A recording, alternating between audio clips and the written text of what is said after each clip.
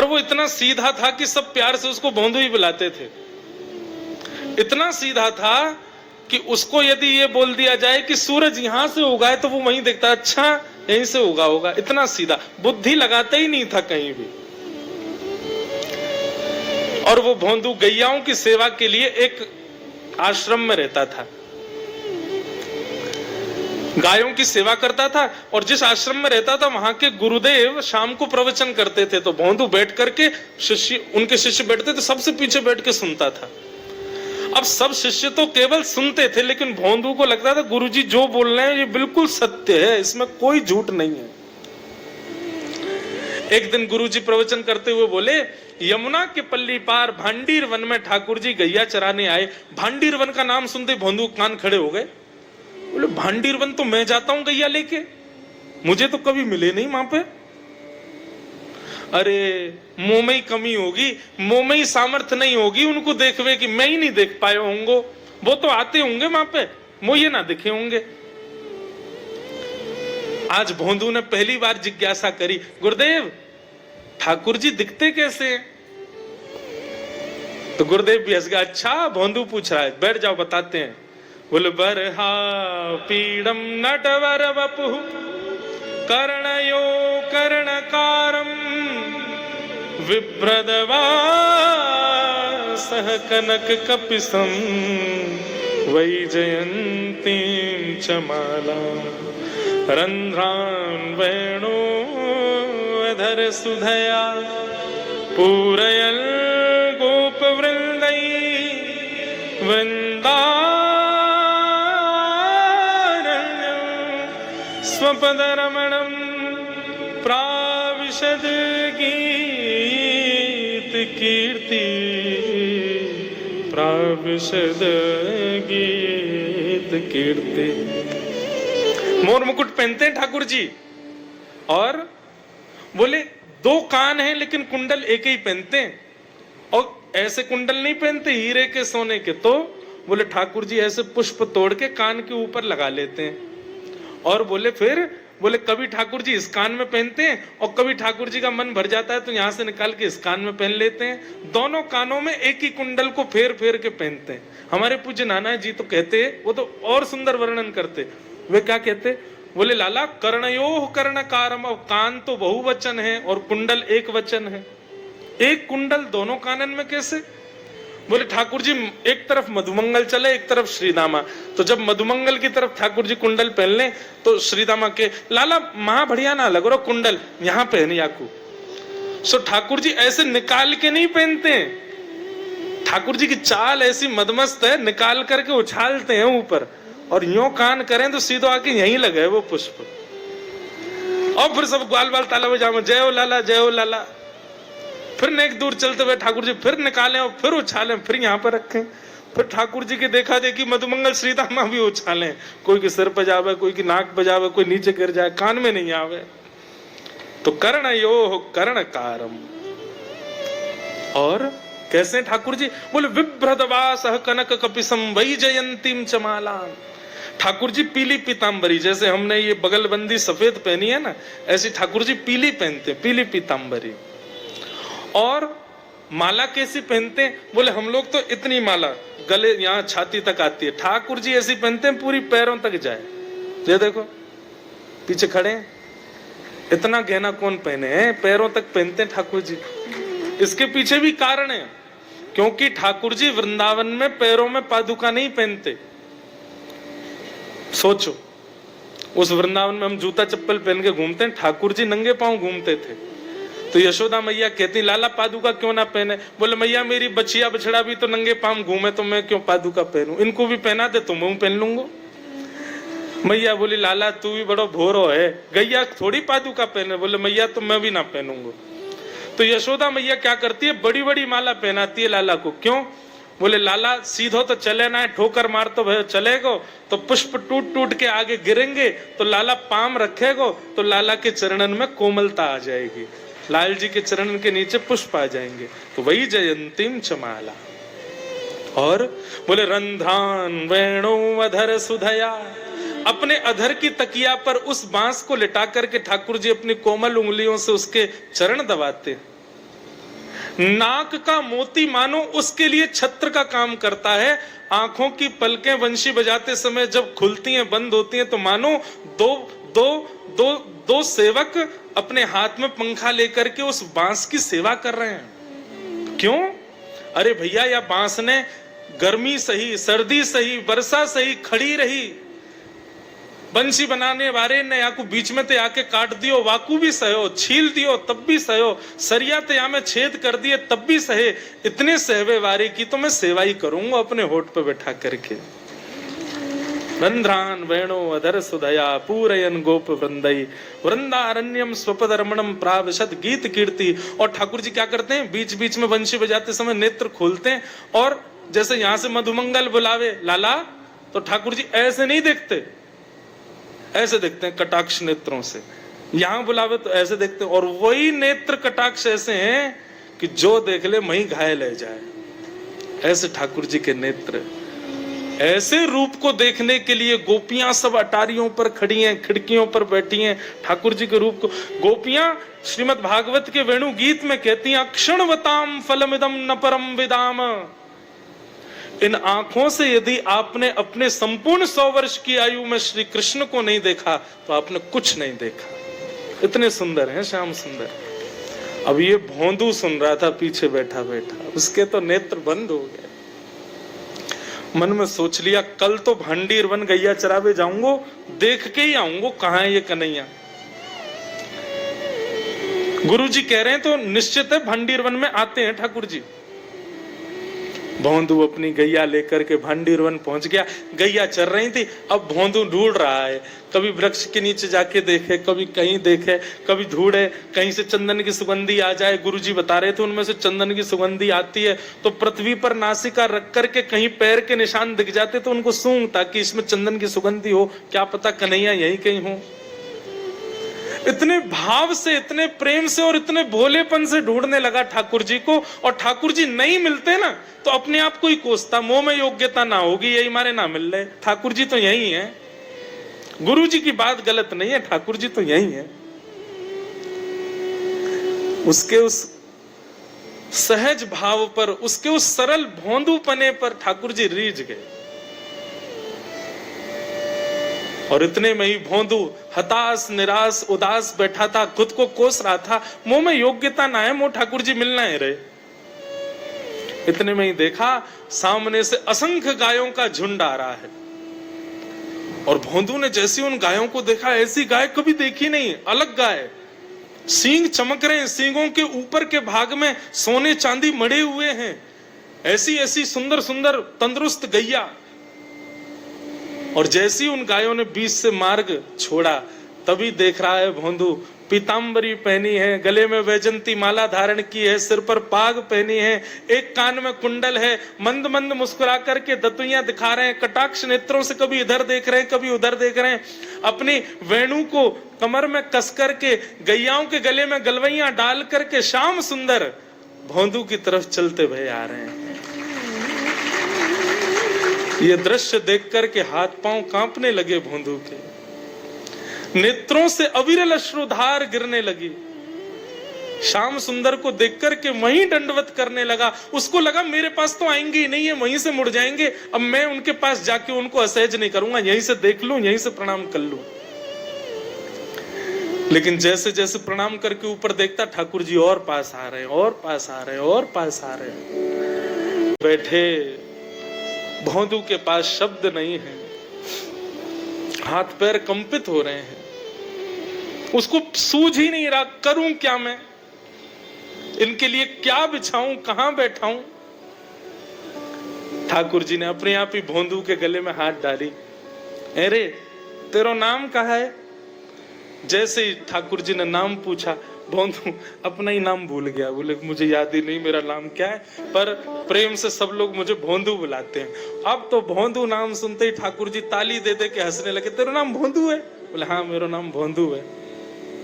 और ठाकुर जी आपको अच्छा लगा? बोले हाँ बहुत अच्छा लगा। आपको नाम कहा है? ठाकुर जी बोले तुम वो ना जाने? बोले जानू तो ना हूं, लेकिन गुरुजी ने जैसा रूप बताया वैसा ही है आपको, तो आप कहीं नंदनंदन तो नहीं हो? ठाकुर जी बोले हाँ मैं नंदनंदन नहीं हूं, यशोदा जी को लाला, नंद जी को लाला। भोंदू बोलो जय हो भगवान, आज आपके दर्शन है गए।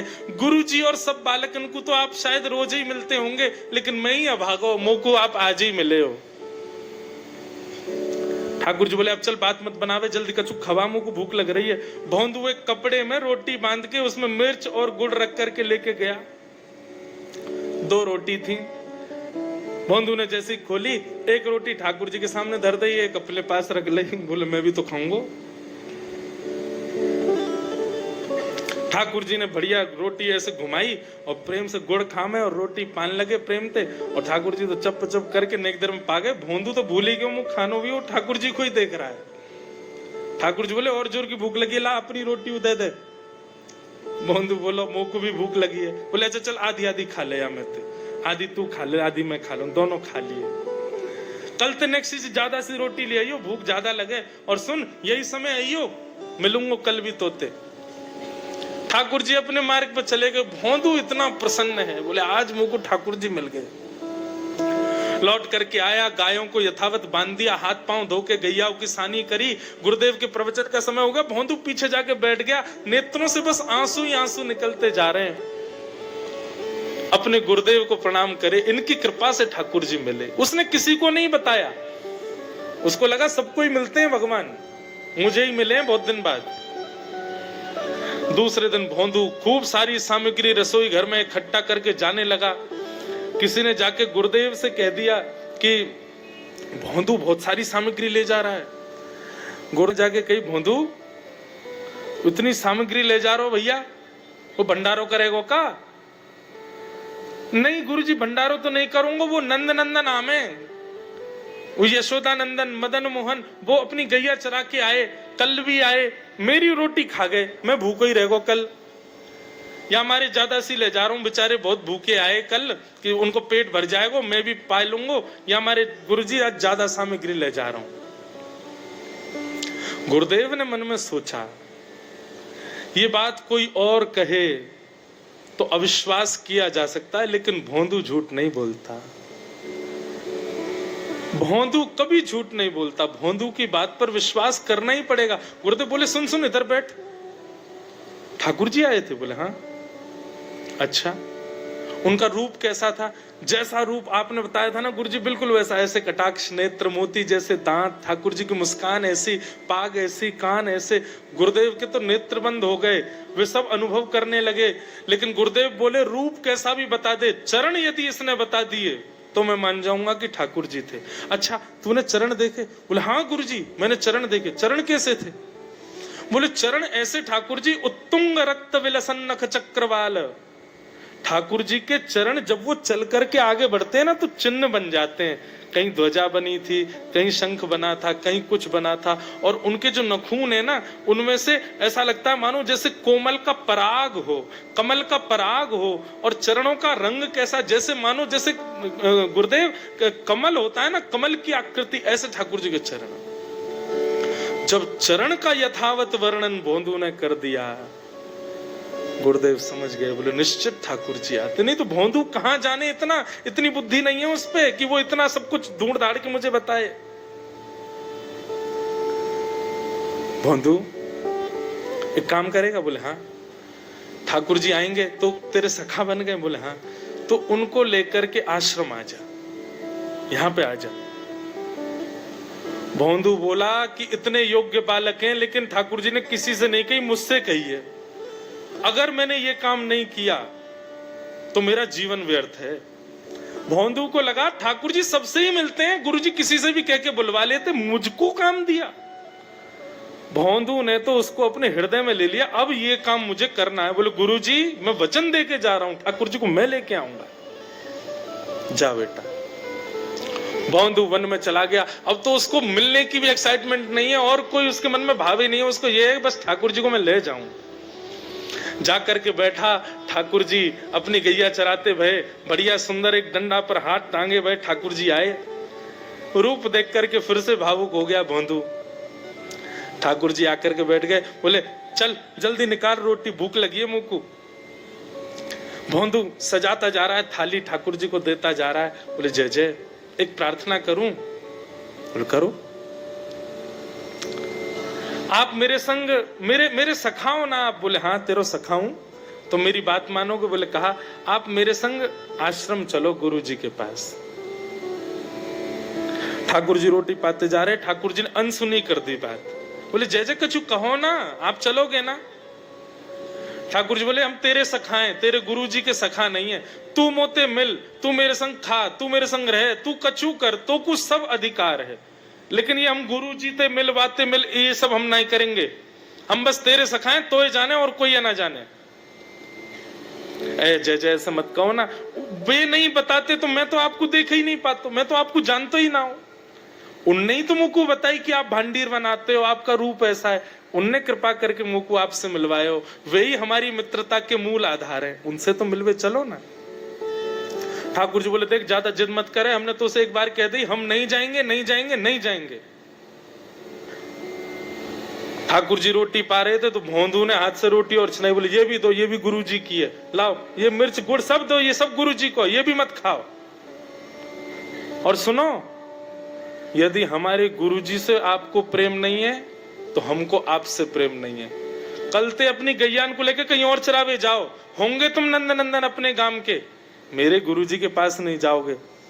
और सुनो, ये मुंह में जो रोटी रखी जाओ को उगल ले आओ, ये भी गुरु जी की रसोई में बनी है, हमारे गुरु जी से नहीं मिलेंगे। ठाकुर जी बोले अरे भोंदू ने रुक तो नहीं नहीं, अब तो मैं सुनूंगा ही नहीं, आपने ऐसे कैसे कह दी नहीं जाएंगे, 3 बार नहीं जाएंगे नहीं जाएंगे। और ये भांडीर वन मेरो है, मैं यहाँ गैया चरावे आऊं, कल से अगर तुम और तुम्हारी गैया दिख गई मुझको तो तुम्हारी गैयान को लेके मैं चलो जाऊंगा आश्रम, फिर तुम्हारी मैया बाबा तुमको मारेंगे।